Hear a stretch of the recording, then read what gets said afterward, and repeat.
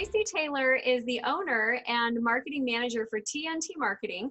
Her vibrant personality shows through in her work, and her clients keep coming back again and again. Why? Because she is results oriented and she cares about her clients. Tracy's been working with her passion for social media since 2002 and continues to grow her client base through grassroots efforts and client referrals. She literally works around the clock because she loves what she does.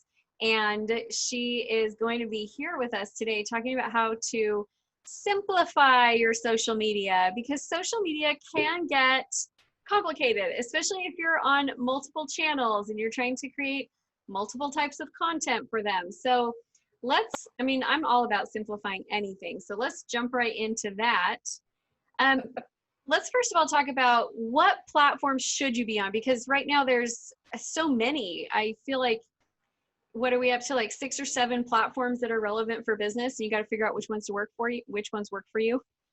Yes, so there's a ton of them, and here's what I'm going to say. There's 2 things that you need to look for: where you're comfortable and where is your target audience. Because if you can narrow those 2 things down, you have it licked. I mean, for me, and for those of us who have children of multiple ages, so TikTok and Snapchat are probably not our favorite platforms, but you got friends that are on them. I like them for personal use a little bit, but not my business. Mm-hmm. So you have to decipher what's good, where's my audience, and where do I find people that I can collaborate with, and that those platforms are going to grow my business. That is the biggest thing that you can do for where should I be. Yeah, and on the flip side of that too, I like the part about being comfortable, because some of you would not be comfortable on TikTok, but that's where your clients are. Like our orthodontist who's on with us today, like Snapchat and TikTok, that's where your people are, right? So if you want the kids and their parents, or Instagram, whereas none of your patients are really on Facebook, their parents are. But so I think you need to really look at both of those and be willing to find the right balance. Right. That's it. Awesome. Okay, well, that's simple enough. So let's talk about how many times a day we should be posting, or how many times per week. Right. So depending on the platform, I love that you said LinkedIn is very simple for you, that you can be on there once or twice or 3 times a week, and that works really well, and it's about your content. That is absolutely true. If you were on another platform such as Facebook or Instagram, where it's all about the algorithms and how many times a day you post and your engagement, meaning likes, comments, and shares, you cannot post enough, it seems like. And so what I tell people in regards to those platforms, and it's super important, the internet has 0 business hours, which means you literally can post 6, 8, 9 times a day, but it's in 24 hours. So make sure that you are constantly coming up in your people and your followers and your likes and your connections feed, so that they can do the likes, comments, and shares that get people to your calendar, get people to your website. You literally right now, especially with COVID, you cannot post enough. I see clients who have increased, we've doubled their post, and their business is still thriving. And I tell them, they said, oh my gosh, I'm so nervous about this. And I said, no, we have software. We can post over 24 hours every day, and your business deserves to thrive and survive through this mess. And so I want you to think of posting and selling as serving. And if you do that, you are golden, and you will definitely be a great thing. But when you post, I have to say this to people, it's not all business related, guys. Post some fun stuff, post some questions. I had a client this morning tell me, he said, the only time we've ever gotten 50 comments or more on a post is for a contest. And you post the craziest questions and our people are going nuts. And I said, well, that's what they like. So we use a lot of that and integrate it with business. Mm-hmm. And then they see your business stuff and they come to you. And so they have seen massive results in just a short mm-hmm. period of time. Well, and I think that this is the challenge, is like the junk posts and the volume of posts. The junk posts are really not working anymore. And what I mean by that is the posts that, it could be posted on anyone's site. Like there's nothing about your business It doesn't really connect with your clients, your people. It's not your team members. It's just something that anybody in your industry could post. And there's not a lot of Right. connection with it. Those aren't really performing well anymore because the internet's gotten too smart. They know when you're pulling from like a canned resource of posts and just blasting out stuff that anybody else could use. They're not performing as well. So what types of content do you like to see your clients putting out there? I like to use a combination. So I like to use articles. I like to use things that we put backlinks and call to actions on, either through their platform with Messenger or a phone call or their website. And then of course, I also like to do, you know, fun images. And I'm encouraging people now, of course, to use stories and videos, lives. You have to intertwine all of it to make it work. And if you're doing it and it stresses you out, very simple task to simplify it for everybody, because that's the whole point of our conversation right now. Utilize Zoom or StreamYard or one of those services that you can make a video and you can push it out to multiple platforms at the same time. So that will help you tremendously. And then of course you can use, you know, you can have watch parties and you can save it and use little bits and pieces of it, but you can repurpose and reuse content over and over and over again. And I highly encourage people to do that. Yeah. So here's my top secret tip. I keep all of my content, like every year I have a new social media Google sheet that keeps track of all the posts that we do. And so I, like this year, I have not had to write a new social media post. I have had to like clean them up, make them, you know, make sure that they're, like some of them talk about children being different ages than they are, things like that. I've had to give them a little bit of refreshes, but it has saved me a ton of time. And you guys, I have content from back to 2014, 2015. I started in 2014. So 2014 on, every year I have all of that content. One thing that I also do that is really helpful is if you are doing Instagram or one of them, or you need just pictures of your people, your team, your clients, things like that. I'll do a social media picture day where I just tell everybody on the team, that's the day we're just going to be taking a bunch of pictures. And we get a whole bunch of pictures, we load them for the month. And then that way nobody has to be worrying about, like, in the middle of your workday, oh shoot, we need to be grabbing a picture of this thing. You can just put an effort on it. I love, love, love batching stuff. It just makes it so much simpler.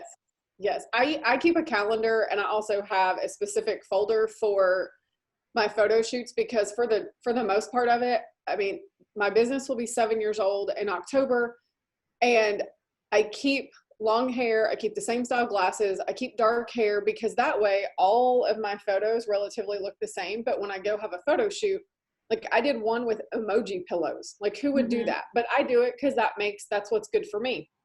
So I use all of them. I look the same, but I have different outfits on, and you can use them. If I do a photo shoot for the day, like you do sometimes, I bring multiple tops, because that way we can change really quick. That's something I love to do. So yes, keep a calendar, keep a Google sheet, keep an Excel sheet if that's where your comfort zone is, but be able to repurpose your content, because it's always going to do that. And I keep the same thing for clients. Absolutely. You need to make it as simple as you can. If you need to post as often as we're talking, you've got to keep it as simple as you can. Keep it. I love it. Okay. LinkedIn is a CRM.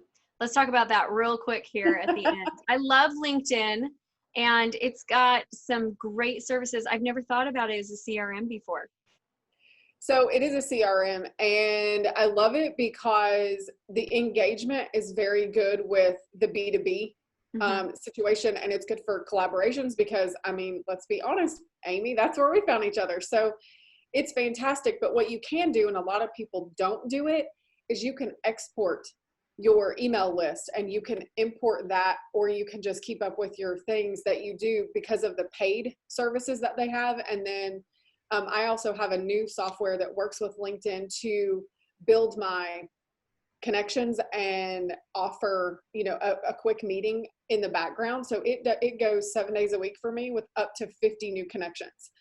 So you can literally find your target audience on there. And I love it because when you send somebody an instant message, it pops in their email.